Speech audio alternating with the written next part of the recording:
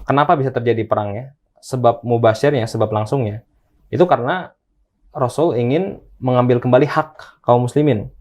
Dan perangilah mereka wa qatiluhum hatta la takuna fitnah, agar tidak ada lagi fitnah di antara manusia. Wa yakuna ad-din lillah, dan agar din ini, agar agama ini hanyalah milik Allah Subhanahu wa taala. Untuk menumpahkan darah kaum kafir misalnya, atau untuk mengambil harta mereka biar mereka miskin, biar mereka binasa, enggak. Bagaimana sih kepemimpinan Rasulullah SAW mempengaruhi hasil dari peperangan yang terjadi? Oke. Ini sebenarnya yang bisa kita jawab dari dua sisi gitu ya. Sisi yang pertama adalah kepemimpinan beliau secara umum gitu ya. Artinya pengaruh beliau pada perangan itu tidak melulu pada saat beliau menjadi panglima perang. Karena tidak semua perang Nabi itu dipimpin oleh Rasulullah SAW. Bahkan perang pertama Nabi di Madinah itu, atau sebutnya Sariyah gitu ya, satuan perang lah, dikirimkan oleh Nabi itu bukan oleh Rasulullah SAW panglimanya, tapi Hamzah bin Abdul Muttalib. Nanti kurang lebih baru perang keempat ya, baru pasukan keempat yang dikirim namanya perang Abwa, itu baru dipimpin oleh Rasulullah. Sebelumnya enggak, sebelumnya ada Hamzah bin Abdul Muttalib, ada Sa'ad bin Abi Waqqas, kemudian Ubaidah bin Harith gitu ya. Ini adalah pemimpin-pemimpin perang sebelum Nabi SAW. Nah, sehingga ya, yang pertama memang pengaruh yang harus kita bahas itu bukan sekedar pengaruh beliau di medan perang, tapi pengaruh beliau dalam mencetak para pejuang-pejuang di medan perang tadi. Ini sebagai gambaran ya. Nabi SAW itu bertemu atau menyampaikan Islam pada keluarga Yasir itu baru di level yang sangat sedikit ya. Baru bertemu berapa kali saja. Tidak lama, tidak ngaji 6 tahun di pondok misalnya, tidak. Tapi keluarga Yasir, nanti Yasir itu ada keluarga yaitu Yasir, Sumayyah dan Ammar ya. Nanti tiga orang di keluarga ini, mereka itu disiksa sedemikian rupa begitu ketahuan keislamannya oleh Abu Jahal, mereka disiksa lah ya. Sumayyah disiksa, Yasir disiksa, dan Ammar disiksa. Nah, kita bisa bayangkan ya, bahwa meskipun mereka bertemu Nabi itu belum lama, ya, Nabi pun ngajarin Islam itu belum betul-betul lama kepada mereka, tapi Sumayyah ini sampai rela untuk mengorbankan nyawanya. Sampai kita tahu kisahnya ya, sampai ditusuk dari kemaluannya sampai ke atas gitu ya. Itu untuk memperjuangkan sesuatu yang baru dia kenal sebenarnya. Ya kan? Termasuk Yasir pun sama. Yasir pun syahid, dan ini syahid dan syahidah pertama dalam Islam. Sumayyah dan Yasir. Di masa yang sangat baru sekali Islam itu muncul. Mereka sudah mau memperjuangkan sedemikian rupa. Nanti ada Bilal bin Rabah, ada Khobab bin Arwad. Ini adalah orang-orang yang disiksa sedemikian rupa, tapi mereka tidak mau melepaskan keimanannya sama sekali. Padahal kata Nabi, boleh bahkan. Nanti Ammar bin Yasir, ini anaknya Sumayyah dan Yasir, ini dia akan mengatakan kalimat kekufuran, meskipun dia tidak menjadi kafir ya, karena kata Nabi, ya tidak masalah kalau misalnya dalam kondisi yang terpaksa gitu. Jadi kata Nabi, kalau terjadi seperti itu, lakukan lagi saja. Gitu. Kata Nabi seperti itu. Artinya orang-orang ini punya hak sebenarnya. Kayak Bilal nih. Bilal kan sering dengar ya kisah Bilal disiksa segala macam kan. Itu sebenarnya punya hak Bilal itu untuk mengatakan kalimat kekufuran. Gitu kan. Nanti Bilal ditaruh batu terus disuruh bilang la tawal uzza. Kata Bilal ahadun ahad gitu. Padahal Bilal boleh saja bilang, dan beliau tidak sama sekali rusak keimanannya gitu. Tapi Bilal dengan keyakinan utuhnya tetap saja membela agama Allah. Artinya apa maksudnya? Nanti kita lihat, dan para sahabat tuh semuanya semilitan itu. Mereka itu betul-betul di titik yang rela mengorbankan semuanya untuk Nabi Sallallahu Alaihi Wasallam. Nah, dan yang luar biasa adalah padahal mereka ini belum lama sebelumnya adalah orang yang terikat dengan kesukuan tadi yang tadi kita sebutkan. Gitu ya. Sempat kita sebutkan di pertanyaan yang pertama. Gitu. Ada kesukuan yang melekat dalam diri mereka. Tiba-tiba datang Nabi Sallallahu Alaihi Wasallam, diajarkan mengenai agama, mengenai tauhid, mengenai visi beragama, visi hidup yang benar. Semuanya melepaskan itu semua. Nah sehingga gitu ya, ini peran pertama Nabi yang tidak boleh dilepaskan. Itu adalah bagaimana Nabi melahirkan generasi ini nih. Generasi sahabat yang kalau kata Ragib Sajjani itu jilun farid. Generasi yang sangat langka. Yang mana kalau dalam satu generasi itu diambil satu tokoh saja, itu pasti jadi tokoh di masa yang lain.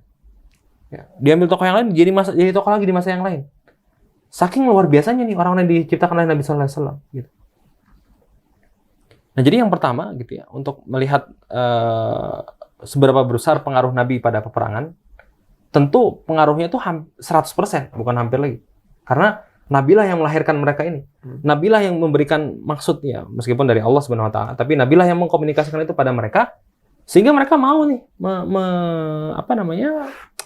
mengorbankan nyawanya gitu loh, untuk berperang gitu ya, untuk kemudian membela kehormatan Islam dan seterusnya. Gitu. Jadi peran pertama tentu Nabi SAW itu adalah peran sebelum di medan perangnya, gitu, yaitu menciptakan generasi terbaik ini gitu. Dan ini yang tidak boleh dilupakan. Jadi saat kita bicara mengenai sebuah peperangan atau sebuah peristiwa besar, harusnya kita tidak hanya bicara mengenai panglima yang pada saat itu saja atau ketua acara pada saat itu saja, tapi kita perlu bicara sebelum itu sebenarnya.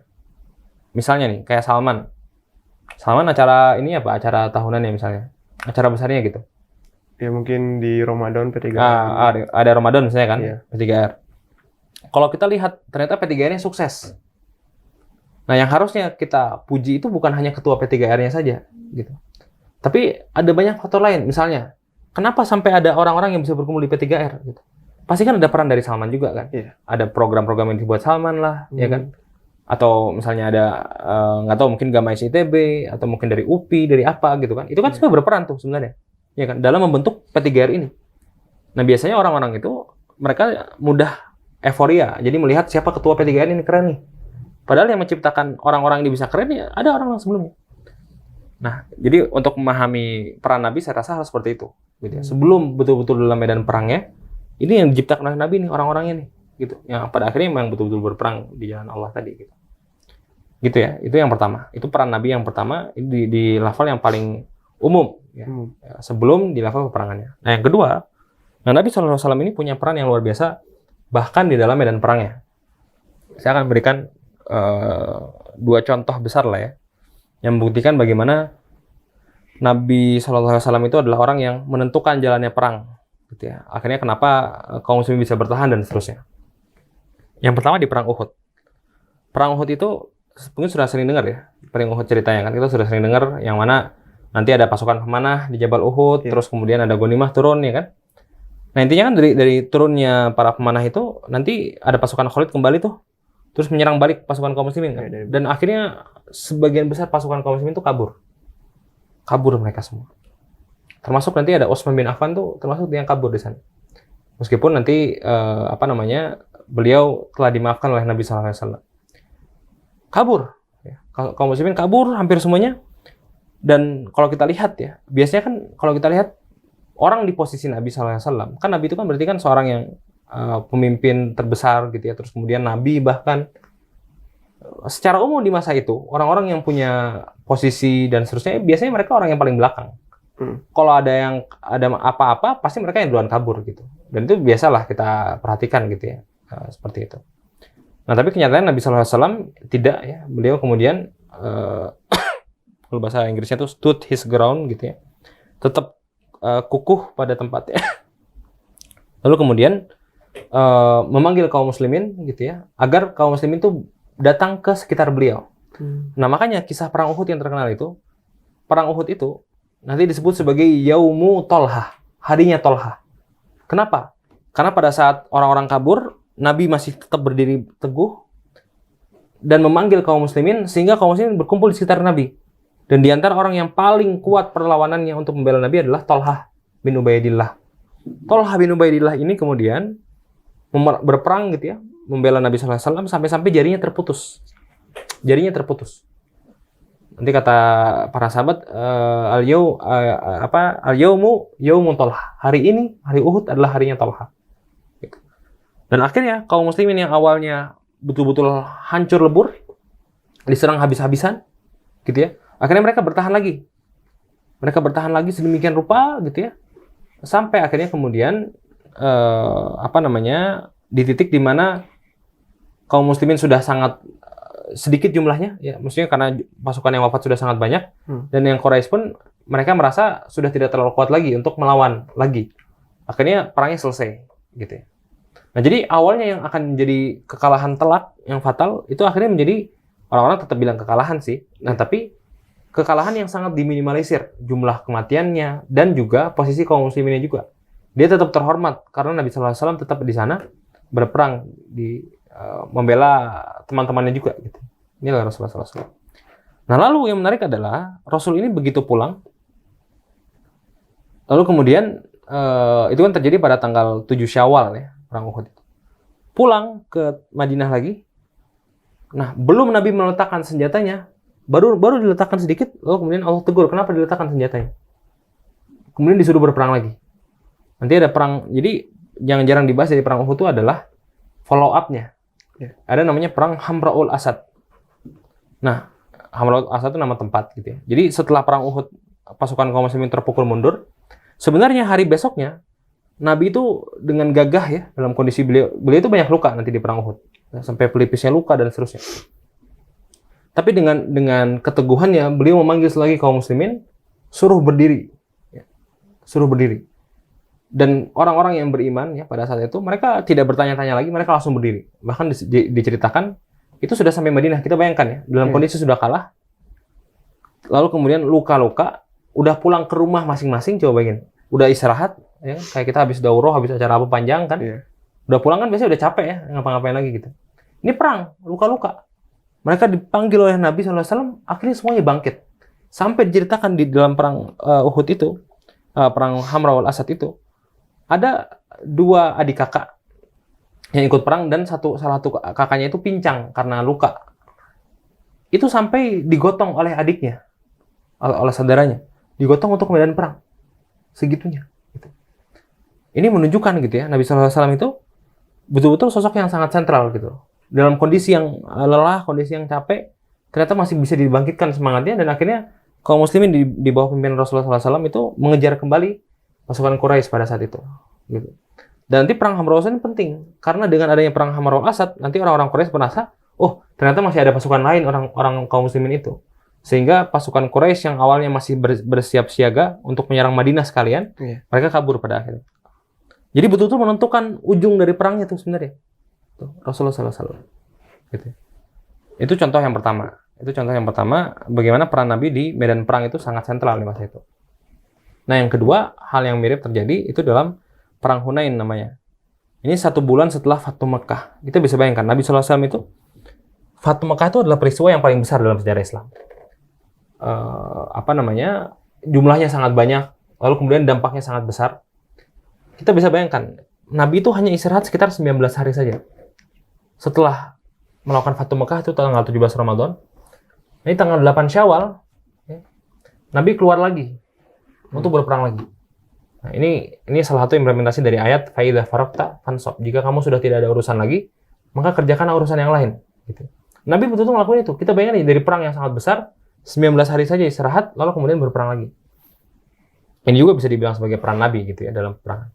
Dan dalam perang Hunain ini sama kisahnya. Jadi perang Hunain ini dikisahkan ya dalam Al-Quran, pasukan kaum muslimin jumlahnya sangat banyak. Biasanya mereka tuh sedikit jumlahnya. Terus tiba-tiba jumlahnya jadi sangat banyak. Lalu kemudian Al-Quran menegur. Kenapa? Karena kaum muslimin pada saat itu merasa takjub dengan jumlahnya. Mereka bilang, jumlah kita banyak nih hari ini.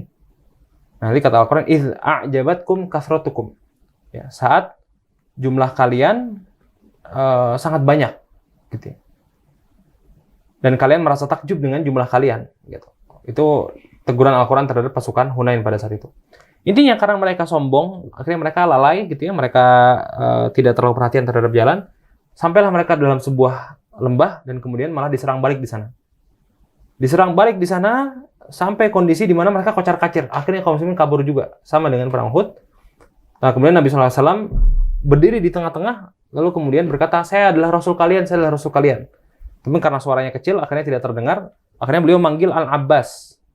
Manggil Abbas, pamannya Nabi SAW, manggil untuk beliau memanggil kaum muslimin untuk kembali ke lingkarannya Rasulullah SAW. Akhirnya semuanya kembali, dan akhirnya perang berhasil dimenangkan oleh kaum muslimin. Gitu ya.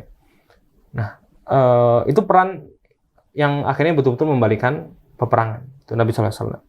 Nah, terus ini mungkin sebagai penutup di bab ini gitu ya. Nah, setelah itu peran Nabi di peperangan ini tidak hanya sekedar memenangkan peperangan saja, tapi bahkan sampai di level memenangkan hati. Kita lihat Nabi SAW itu begitu selesai perang menang, kan dapat namanya ghanimah ya, dapat atau apa namanya rampasan perang, ya kan?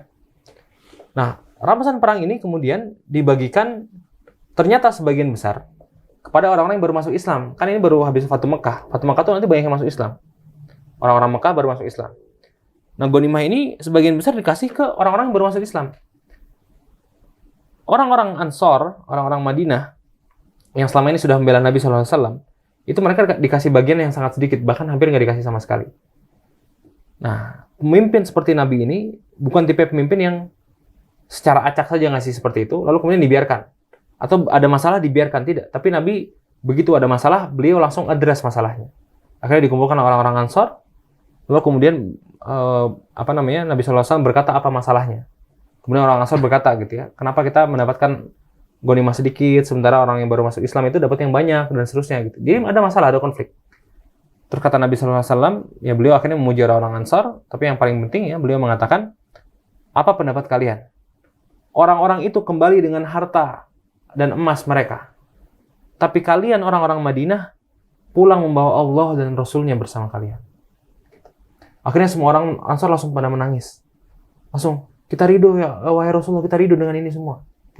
Jadi kita lihat ya, Rasulullah sudah berhasil memenangkan perang, beliau pun berhasil memenangkan hati kaum muslimin pada saat itu yang gundah gelana. Nah ini Nabi SAW, yang perannya terjadi di luar peperangan maupun dalam peperangan, bahkan setelah peperangan. Konflik-konflik beliau reda ya, dengan cara-cara beliau SAW. Ya inilah Nabi SAW, yang perannya luar biasa banyak gitu ya, baik dalam medan perang maupun di luar medan perang. Masya Allah, memang sangat teladan banget ya kepemimpinan Rasulullah SAW ini.